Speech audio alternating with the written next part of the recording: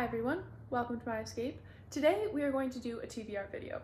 And I said when I started this channel, I'm not going to do TBR videos because I never stick to a TBR ever. As soon as I put something on a list of this is up next, I don't read it.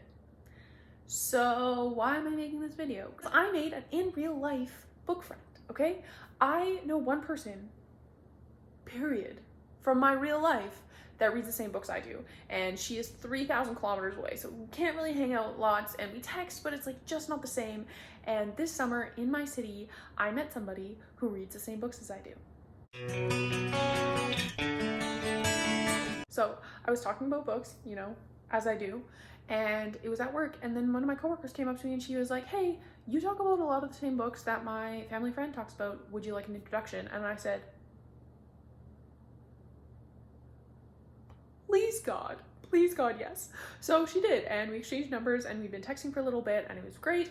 And we were reading all the same books, and she was like, definitely like was on all the book platforms and had watched it and everything. So she'd be like, did you read this? And I'd be like, no, I heard about it, but did you read this? No, I heard about it. And it was amazing, phenomenal. And then she brought up Fourth Wing, and it was like a knife twisting in my stomach, because I wanted to read Fourth Wing and I couldn't get my hands on it. So when she hit me with the, hey, have you read Fourth Wing and do you want to talk about it? I said I would love to talk about it. I would love nothing more than talk about it. But I cannot find a copy anywhere, and I'm on an Amazon waitlist forever. And she came back with, oh, well, I really want to talk about it, so why don't you just borrow my copy and then we can catch up over coffee? And I was like, okay, what made you trust a stranger you've never met with your first edition of one of the hottest books of the year? I don't know, but bless your soul, yes, I agree. And I met her in person, and she was fantastic and amazing, everything I dreamed it would be. And I saw her library, and I was like, bro, the day I own my own house and can have a library is the day I know I freaking made it. So I saw her library, and then I was just looking at her shelves and like all the books I basically knew, and we talked about this, that, and the other thing. And I left that house with not one, but 3 books. And she said, once you finish these, let me know, we'll meet up again and we can talk about all of them. And I'm like, okay, great, thinking it would literally be like a week. And then I had a very, very busy July. So now I think I've been sitting on these books for 2 weeks or 3 weeks. And I'm like, that's not okay, because I go back to school in like 3 or 4 weeks, and I need to discuss these in person with you, and I need to solidify this friendship so that we can like last through it while I'm away doing my master's, so that then I always have a book friend in my hometown. But if I don't end up reading them, then I feel like that friendship is not going to be solidified. So there's pressure, okay? There's pressure added to it, which is why we're doing a TBR, and I need it done hopefully by like mid-August, so that I can live out my in-person dreams. So this video is going to make me accomplish that, because by putting this on my page and by putting this out there, I hope it adds a sense of accountability to be like, I have to read these now because I have lost my motivation. So the first book she added to the stack was, of course, Fourth Wing, the one we had talked about. This is literally the first edition with the nice bindings, so hard to get your hands on, and she was like, here, read it, great. So of course I picked this up immediately, and I loved it. And it was everything I wanted it to be. That's one off the list that I actually have already crushed. So I talked about it in my July wrap up, and I've already read it, so I'm not gonna get much into it, the TBR of it, but I just wanted to be like, I've already started on the pile. It's not 100% I have to go, you know, I'm like 25% done, and that's gonna boost me. And then the next one she sent me with was Verity. And I have seen this all over the book platforms, but I'm not a big Colleen Hoover person. I've never read a book by her, and I don't have anything against her. I just know the type of book she writes. Like, I'm not really into that heavy drama. So I just never really felt drawn to any of her books.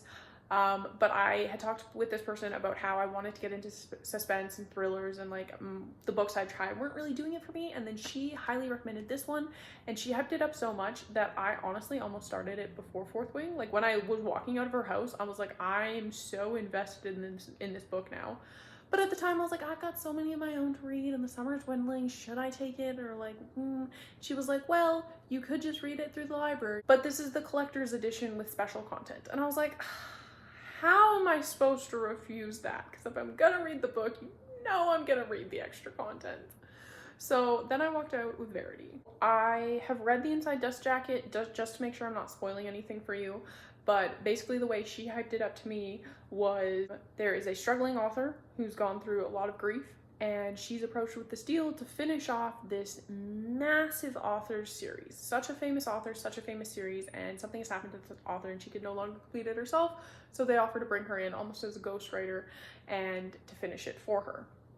So she goes and starts going through this author's notes, and then she stumbles upon like a manuscript that could be an autobiography, and she's wondering if it's real or if it's fiction, and how that kind of relates to this house that she's now trapped in, because she's now living with this author's family, and there's just like this bone-chilling, thrilling, is it real or is it fake kind of thing. And you might be thinking, well, if you've already finished Fourth Wing and you were so hyped about this, why do you need to make this video? Great question, because I already did start this. I'm 77 pages in, and I have no desire to pick it up anymore. The thrill and the interest of it has kind of gone.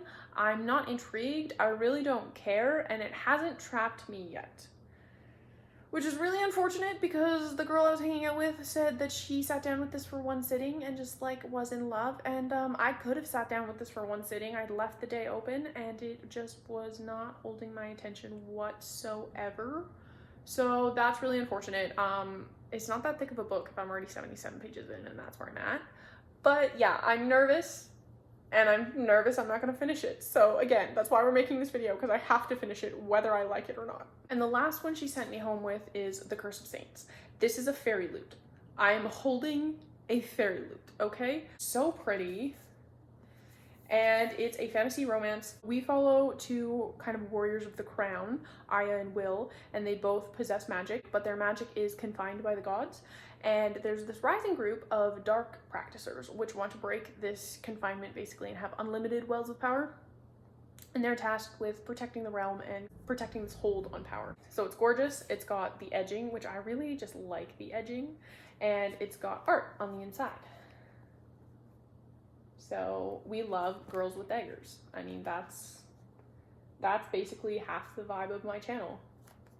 So I love it. I really love the edging. But anyways, so I'm 103 pages into this one, and I don't want to bring it to work for obvious reasons, but I've actually found an e-copy of it at the library, so I'm reading it on the e-copy at work and then physical at home, just to kind of try to maintain my momentum.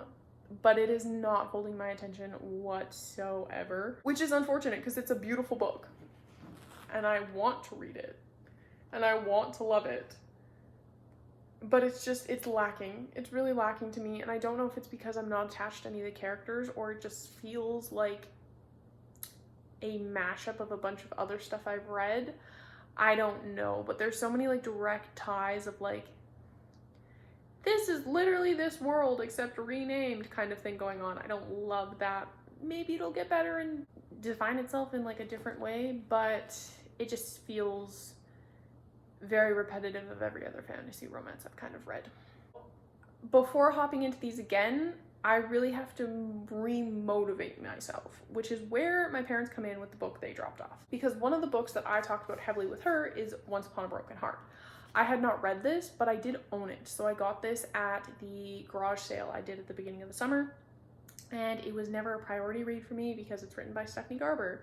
And she also wrote Carval, and I hated Carval with a burning passion, one of the worst books I read last year. And this is not only by the same author, but it's set in the same universe. So I had no desire to read it simply because of that, but I have heard a lot about it and it sounds really good and something that I'd really like. So I was like, okay, garage sale, $2, I'll pick it up. And then when I saw it on her shelf, because she also had the second one, we started talking about it and she hyped it up so much, and I was just like, okay, I'll give it a go. And this one had, for some reason, of all the books we talked about, has really stuck in my head, and I was like, I know that's on my shelf. So when my parents dropped me off like food and stuff like that to get me through another week, I had them pull me this one. So I started it this morning. Ignore the tassel and the fact that it's baby blue. I did not pick the bookmark. My parents just grabbed me one. I'm 52 pages in. This one is holding my attention and I really do want to read that, and that's amazing because that gives me more to talk about with her and really is like reigniting my love for reading. That is now my priority TBR for August, for the first 2 weeks of August. Obviously I'm gonna read more, or hopefully I'll read more books because there's really only 3, but I need to force myself to read these. And I know as soon as I say I have to read these, I don't want to, but I'm hoping if I put it on a video and I put it on my page, You guys will hold me accountable, and this will hold myself accountable to actually get them done and to not shoot myself in the foot with this new friend. If you watch my August TBR and they're not on there, just tear me apart in the comments. Just go for it, okay? Just go for it. I need some sort of repercussion, some sort of consequence. But that's all I got for this video. If you are good at sticking to a TBR, let me know your secrets in the comments below. Let me know how you do it and how you convince yourself to stick to what you want to read, because I'm such a mood reader. It's ridiculous, and it's hurting my goals. It's really hurting my goals. So let me know any tips and tricks you have to get through that. Also, let me know if you've read any of these and if they get better. Not so much Once Upon the Broken Heart, because I am really liking that one, but Verity and The Curse of Saints. Let me know. Give me some motivation to continue reading it. If you want to see more of me, I will link my Instagram and my Goodreads in the caption down below. But other than that, I post videos every Friday and sometimes on Tuesday when I'm feeling it. So I'll catch you guys on the next one. Bye.